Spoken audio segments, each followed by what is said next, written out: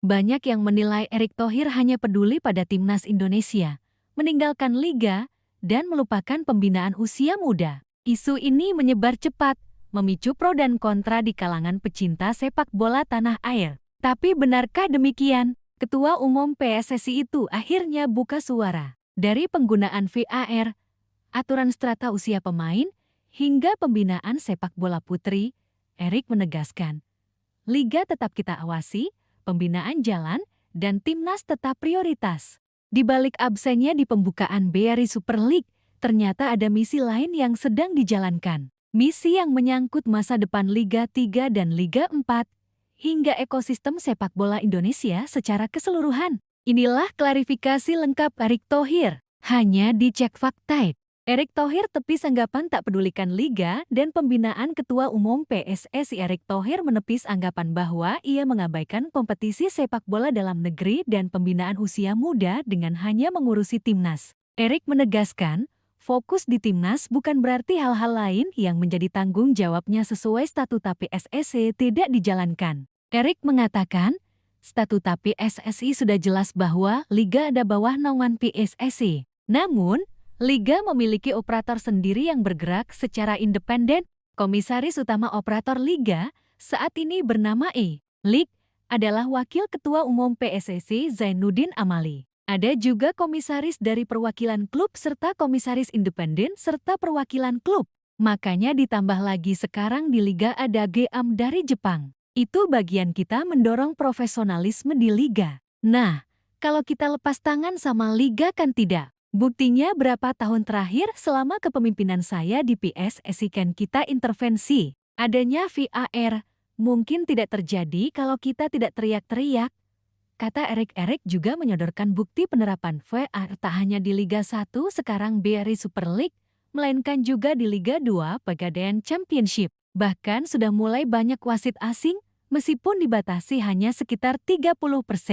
Kalau 100% wasit asing, kapan lagi wasit Indonesianya? Makanya juga di Liga 2 pelatih-pelatih hanya orang Indonesia. Lalu ada strata pemain U23 di Liga 1 dan Liga 2 yang U21. Ini bagian kita menjalankan statuta itu, kata dia. Namun, Erick kembali mengingatkan bahwa fokus utamanya sebagai Ketua Umum PSSI sejak awal adalah mengangkat tim nasional agar naik kelas. PSSI punya target kenaikan ranking Indonesia dan waktu saat timnas bisa menembus Piala Dunia. Tapi bukan berarti liga dan pembinaan kita lepas tangan, itu bagian ekosistem yang kita bangun, ujarnya.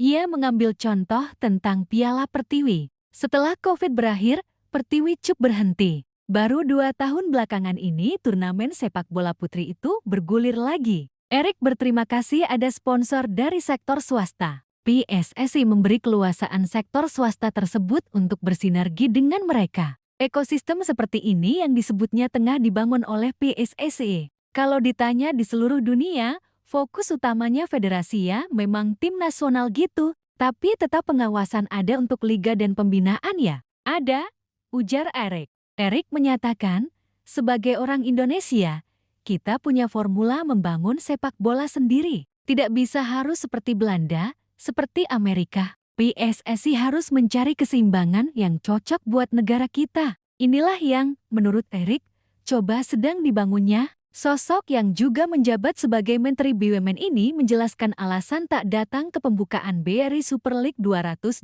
Mei tahun 2026.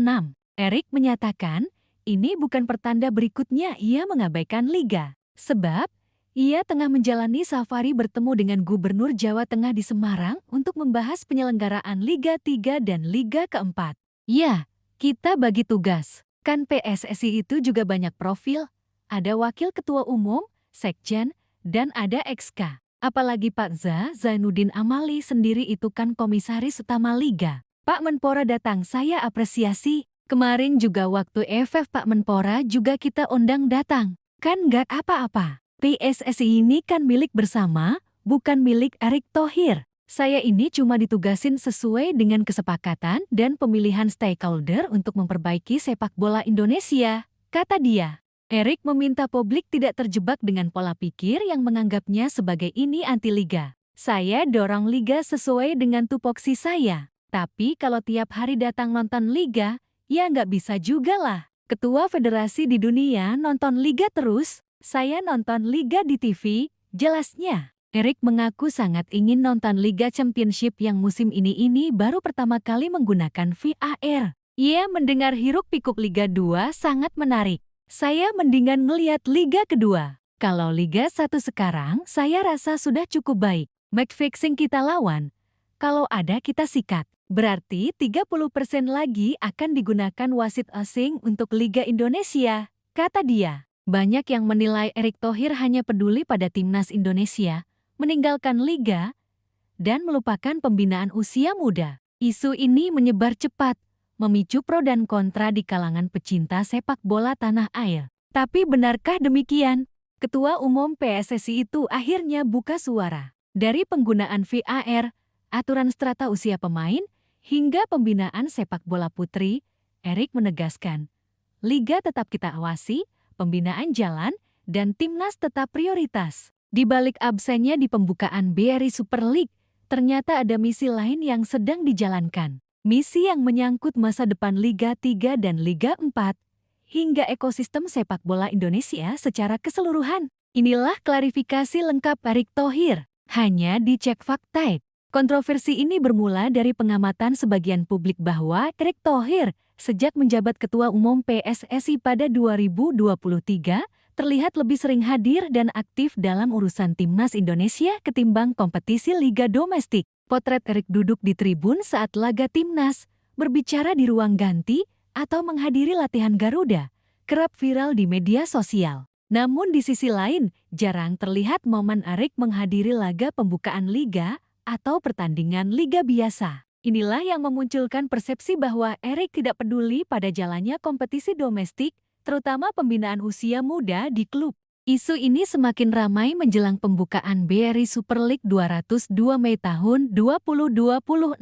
Saat beberapa pejabat hadir di laga perdana, Erick justru berada di luar kota. Momentum ini dimanfaatkan sebagian pihak untuk mempertanyakan komitmennya pada kompetisi. Dalam wawancaranya, Erick menegaskan bahwa publik harus memahami struktur organisasi sepak bola di Indonesia. Menurut statuta PSSI, liga profesional berada di bawah naungan PSSI, namun operasionalnya dijalankan oleh operator liga yang bersifat independen.